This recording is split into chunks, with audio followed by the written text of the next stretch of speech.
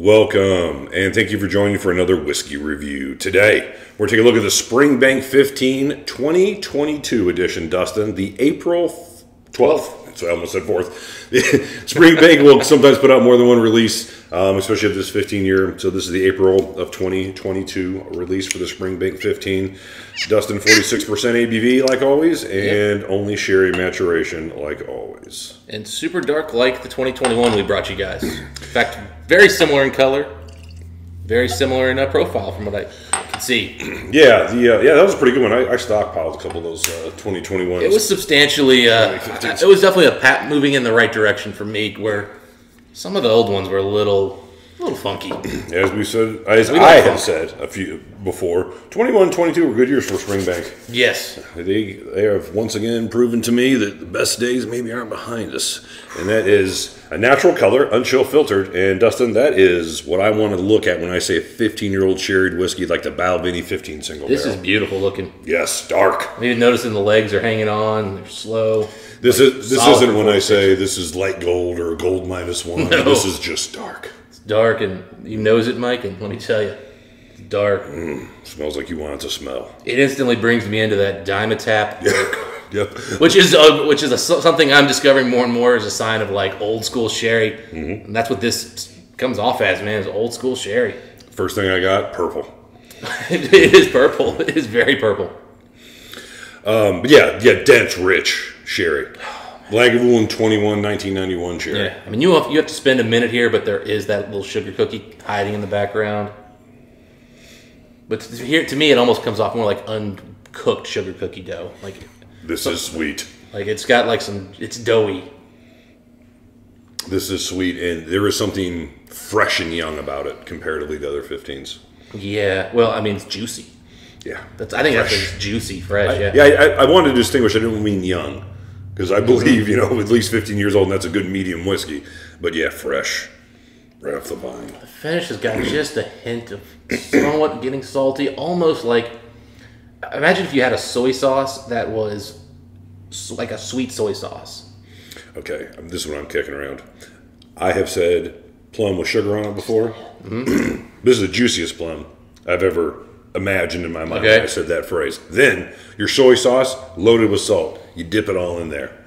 And it's a juicy plum mess with sugar and salt and soy sauce. It's very interesting. Like initially when you first start nosing, it's all sweetness. As it goes back, that soy sauce, you start thinking about a steak. I once had I forget what it was, Mike, but I think it was a bison steak. And whatever they used to season it was this very sweet. Bison sweet. Bison sweet, and then they added like a sauce on top of that that had like a sweetness to it.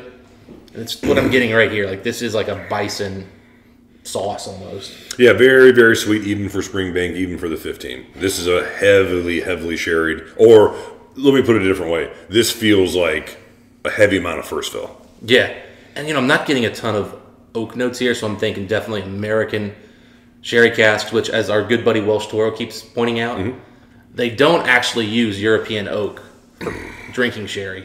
Good sherry is made in American oak, according to Welsh. I'll take his word on it. Sure. Not a sherry connoisseur. He seems passionate. He does, and this definitely comes off very American oak, very sweet forward.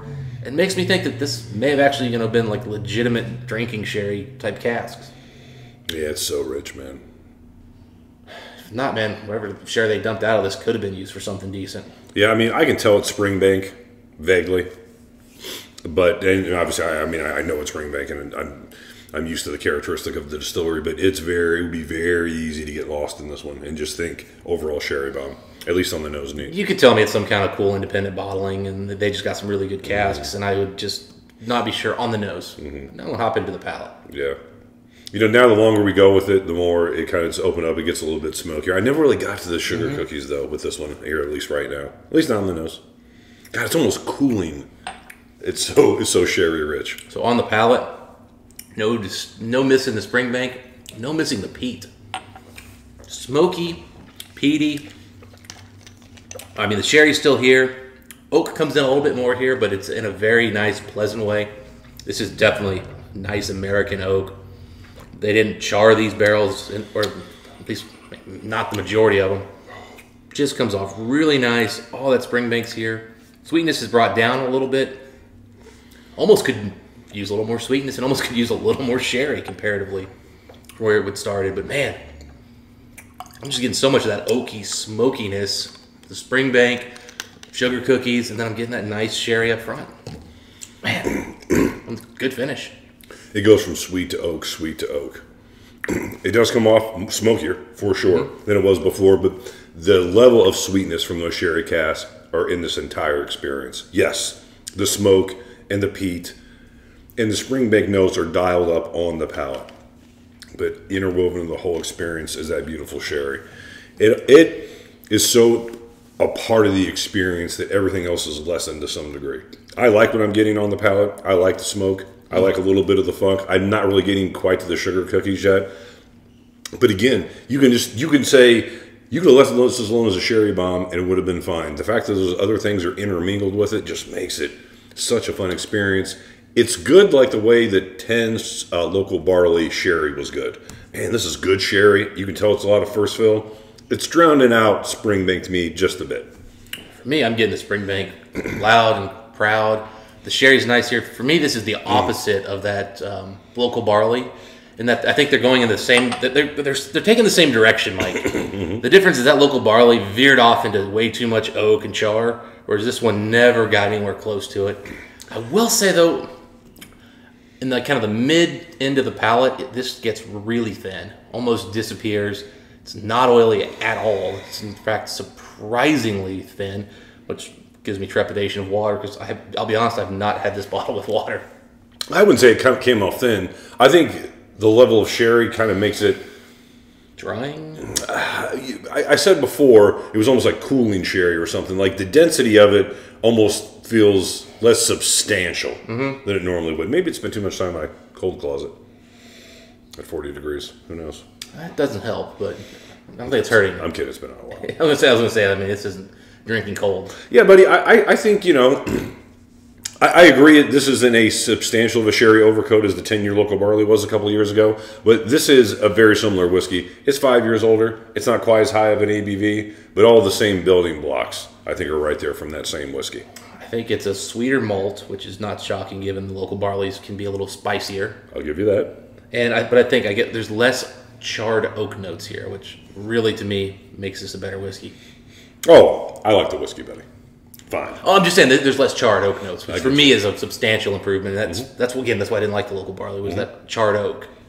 15-year-old whiskey, Scotch whiskey, is well-aged whiskey. It's good medium-aged whiskey. It's not young whiskey. I don't care how you look at it.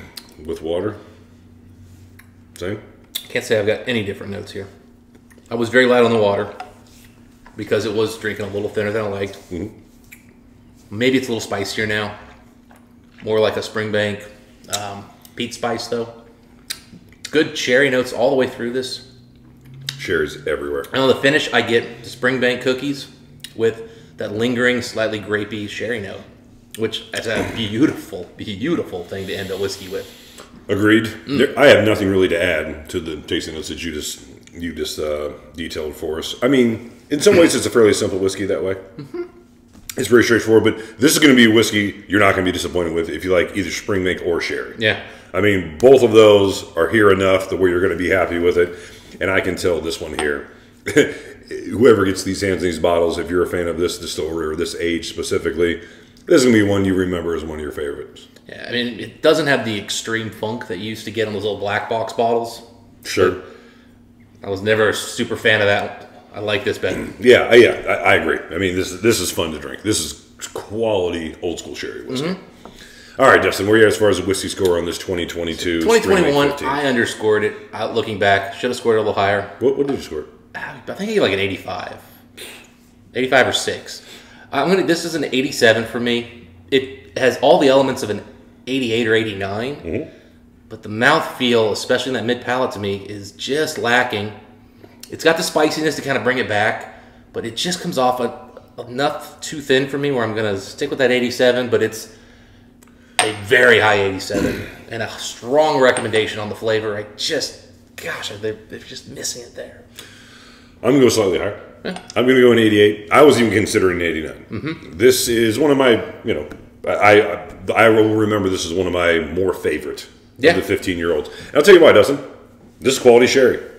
Quality sherry, 46% ABV. I think you were starting to judge Springbank a little too harsh, like I'm starting to judge Lagavulin a bit too harsh.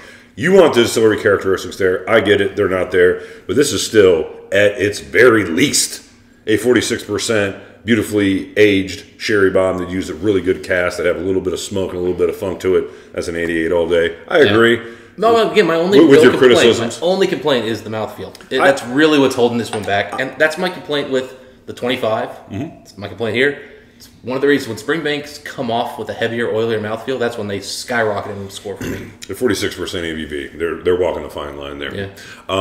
But hear me out on this one. Sherry that's that good of quality at least 15 years old, unchill filtered, uncolored at 46% ABV, that's that tasty of a sherry note. So you can be hard to convince me that's anything but an 88. I understand, man. I said, I'm giving this a high 87. If I were doing 0.5s, it'd be 87.5. Buddy, I like the fact you're this critical on the Springbanks. That's where I'm at. That's where I'm at. You got 100 of them. You should know if anyone does. If you guys had a chance, it's like an 84 in mouthfeel. That's the problem. It's like an 89, 90. You're getting there. I'm just letting you know. I know. That's where it's at. That's where I'm at. It really is thin on the mouthfeel for me. Okay, name me 2 other Springbanks that have a mouthfeel this disappointing, so they can know what's the worst case scenario they're getting to. Oh man, honestly, I think this is the worst. As far as mouthfeel ever, come on, over some of the 10s. All right. Or some of the 12 cast strengths? 12 cast strengths never have bad mouthfeels usually. As far as the cast maturation. If you go to the old long row 10. Oh, my God. The old 10-year long rows, those were disappointed.